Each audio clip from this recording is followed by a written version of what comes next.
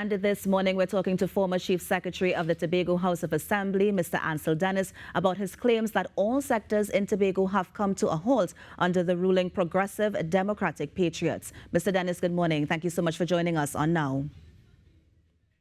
Good morning. How are you? I'm good. How are you? How is Tobago? This is the opportunity to boast about how amazing Tobago is. I'm good as well. Let me say good morning as well to the listeners and viewers who are, up early this morning taking in this program. Yeah. Of course, Tobago is lovely. Tobago is paradise. Of course, we seem to be going to have some good weather today. Nice. I'm looking forward to the sunshine. Yes, as always in Tobago. But I want to switch gears, Mr. Dennis, because you made some very, very interesting claims in terms of that all sectors have come to a halt in Tobago under the ruling of the PDP. I wanted us to start there because I wanted to know if you have any evidence of this. Are there particular sectors that you're referring to when you make a statement like that? Well, the Tobago economy generally is at a standstill. Barnes James, an economist who is well respected not only in Tobago but across the Caribbean, somebody that supported the PDP administration. Of course, they are now claiming to be independent, and we know this is not so. But somebody that supported them, who sold them to Tobagonians, who mounted their platform several times, is also saying the same thing, that the Tobago economy is in a bad state. I am no economist, I'm a politician. And therefore, what I do is that I talk to people. People come to me all the time. And notwithstanding all the numbers and all the economic forecasts and all the data that might be available to us, we have to pay attention to what people are saying and how people are feeling. Now, And the Mr. Dennis, unfortunate permit me reality to is interject that here, but Tobagonians are feeling the pain. So I know that you are saying in terms of that the economy has come to a halt and that it's at a standstill. But people may argue that Tobago is now starting to get the gears going again after the COVID-19 pandemic. I mean, we would have seen Well, the influx of money coming in from Tobago Carnival. So is that the well, reason the why, or do you think reality there are other is reasons? the the reality is that even during the pandemic, the Tobago economy was far better than it is now, and that is the truth. Because let's look at some of the decisions taken by this current THA administration. And the construction sector, which is one of the mainstays of the Tobago economy, which of course is driven largely by public sector activities and projects, has been impacted negatively by some of the decisions taken by this administration. I'm sure you heard us in Tobago complaining and talking about the fact that this administration made a decision to spend close to $300 million on roads for Carnival, and all those projects were awarded to contractors from Trinidad. Now, during that same pandemic that you spoke about, the PNM administration engaged in a series of projects, close to maybe $200 to $300 million in works over a 2-year period. The same $200 to $300 million that this administration spent by giving projects to companies from Trinidad, we engaged in around the same amount in projects. And of course, we utilized the Tobago contractors who at the point in time were employing close to 2,000 Tobagonians, doing a number of projects across Tobago, whether it be drainage, road paving, retaining walls, etc. And therefore, even during the pandemic, there was that kind of stimulation to the Tobago economy, where a number of persons who, were not employed were engaged during that period. And when an administration can come into office, and one of the first decisions that they will make is to, of course, refuse to pay these contractors, Right. who did work, who have suppliers to pay, who have their employees to pay, who are Tobagonians, by the way. So when one of the first decisions is to refuse to pay these outstanding bills, And then in addition to that, you're going to engage in new infrastructural projects, but utilize the services of Trinidad contractors. That simply means that, of course, you're not only stifling the Tobago economy and preventing the circulation of much needed resources in the economy, but you're also shipping away Tobago's resources to Trinidad. Yeah. And of course, that has a domino effect because these contractors, they owe suppliers, they owe hardware stores, and even their employees. If the employees don't get work, they can't go to the bar to engage in any social activities. They can't attend events, even for the same carnival that we spoke about. And therefore, there's a domino effect that is causing everybody in the business sector in Tobago to feel hardship and pain. But Mr. And I'm Dennis, saying, as I the said before, example, even during the pandemic, right? things were not this bad. No, but the example that you're using of with the contractors, so that would link us to the construction sector. So is it that you're seeing a Correct. halt in certain sectors in the economy, or do you still think it's across the board in all sectors? Well, as I said, the construction sector has come to a halt. That is something we have to accept.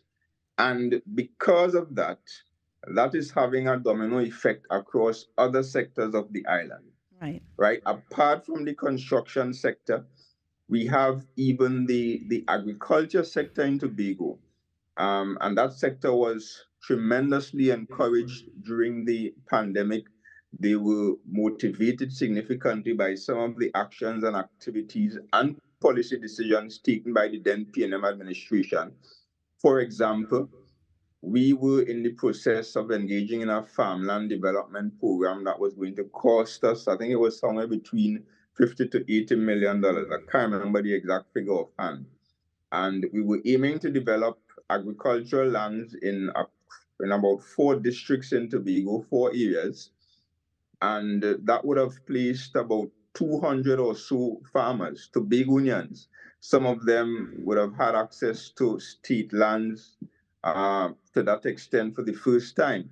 Some who already occupying some level of state lands were in much need of space to spread their wings and to expand their operations.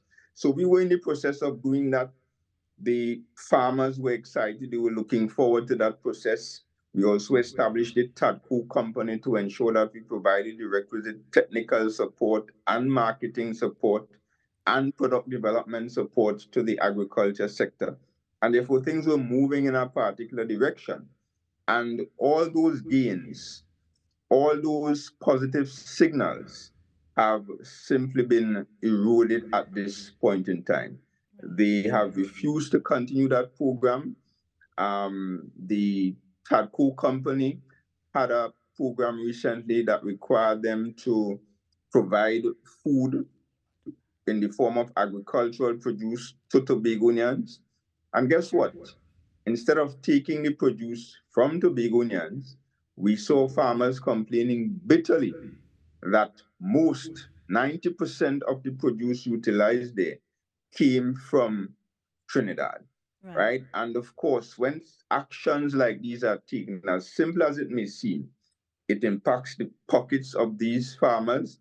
And as I said before, if businessmen and women on the island are not making money as they used to, then they will not spend as they used to. And if spending is decreased, of course, consumption is decreased.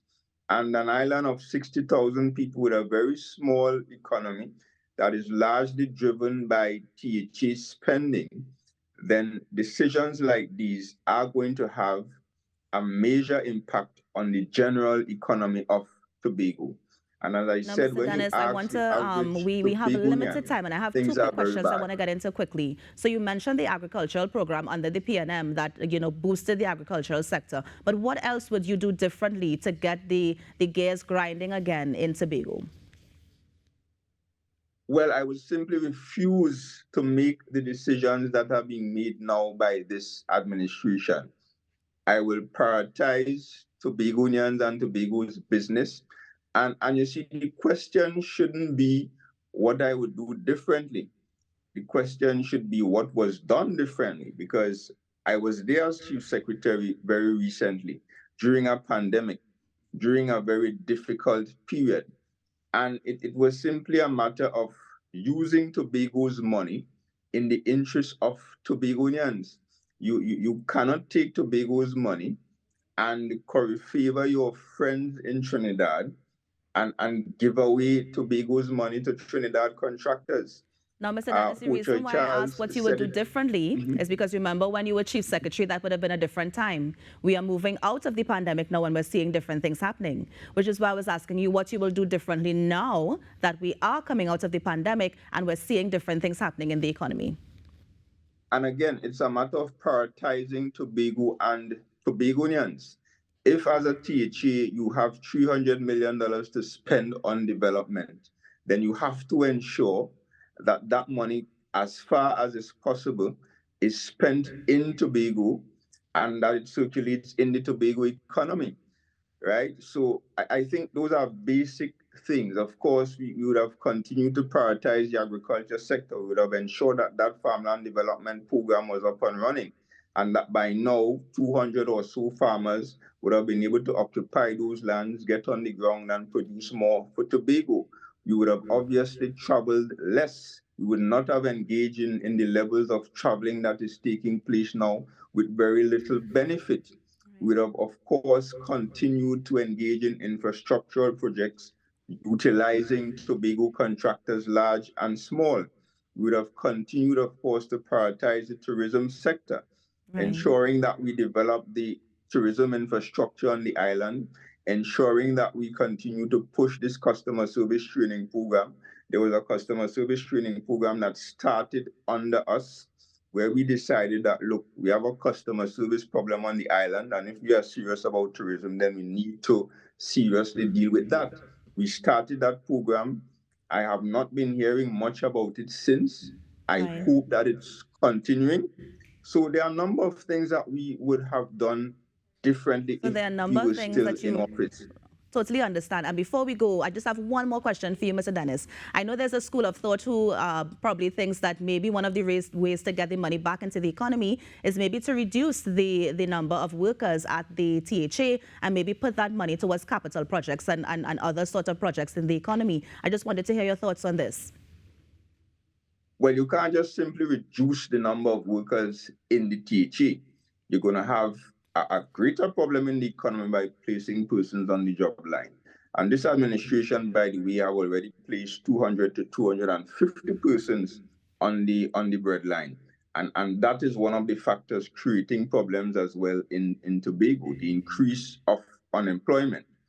But in terms of employment in the THA, yes, the THA employs, I think, probably about 60% of the working population in Tobago, but that is the current reality of the Tobago economy. And if we have to fix that, then we have to continue to create other opportunities outside the public sector. And Yeah. that is exactly why we were pushing agriculture in this way, because we recognize that there were several opportunities for Tobagonians in the agriculture sector.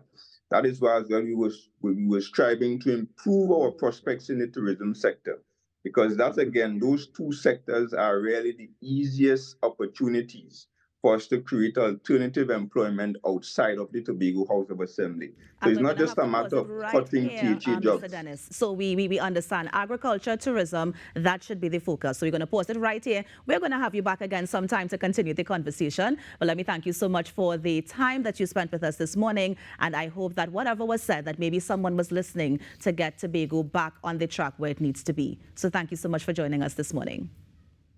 You're welcome. It was my pleasure. Have a good day. And that was former Chief Secretary of the Tobago House of Assembly, Mr. Ancil Dennis, just sharing about what can be done, according to him, to boost this sector in Tobago. On the Now Morning Show, we're going to take a break and be right back. Stay with us.